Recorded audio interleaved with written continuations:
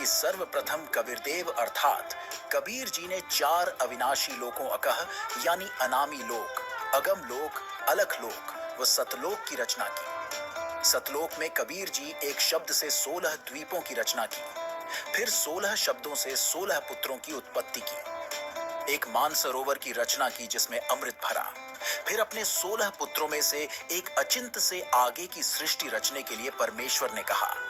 तब अचिंत ने अपनी शब्द शक्ति से अक्षर पुरुष अर्थात परब्रह्म की उत्पत्ति की, जो मानसरोवर में जाकर सो गया, क्योंकि सतलोक में श्वासों से शरीर नहीं है।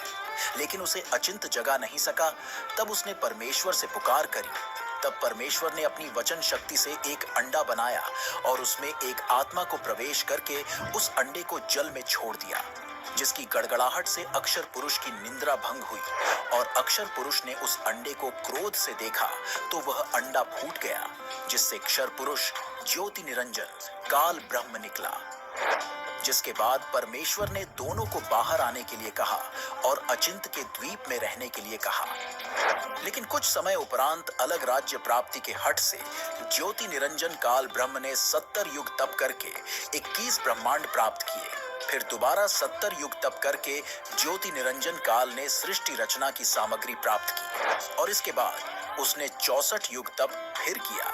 और जिसके तप को देखकर काल के 21 ब्रह्मांडों में फंसी दुर्गा समेत सभी आत्माएं इसके साथ आ गईं। वही पूर्व में काल के सभी 21 ब्रह्मांड सतलोक में ही थे, लेकिन भयंकर गलती के कारण काल को माया दुर्गा तथा 21 ब्रह्मांडों सहित परमेश्वर ने सतलोक से निष्कासित कर दिया गया। और उस गलती के कारण इसे प्रतिदिन 1 लाख मानव शरीरधारी प्राणियों के शरीर से निकलने वाली गंध को खाने और प्रतिदिन 1.25 लाख की उत्पत्ति करने का श्राप लगा, जिसके लिए इसने अपने 21 ब्रह्मांडों में जीवों को उलझाए रखने के लिए कुछ व्यवस्थाएं कर रखी, जिससे कोई जीव जाल से ना निकाल सके। लेकिन परमेश्वर कबीर जी इस काल ब्रह्म के जाल से जीवों को निकालने के लिए समय समय पर अलग अलग रूपों में प्रत्येक युग में प्रकट होते रहते हैं। तो आज हम अपने इस एपिसोड में जानेंगे कि ब्रह्म ने जीवों को उलझाने के लिए किस प्रकार 21 ब्रह्मांडों की व्यवस्था कर रखी है,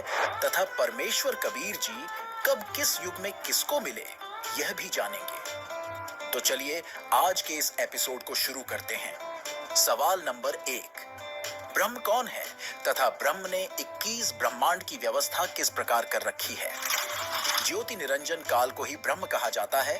इसे क्षर पुरुष, क्षर ब्रह्म के नाम से भी जाना जाता है, हालांकि इसका वास्तविक नाम कैल है।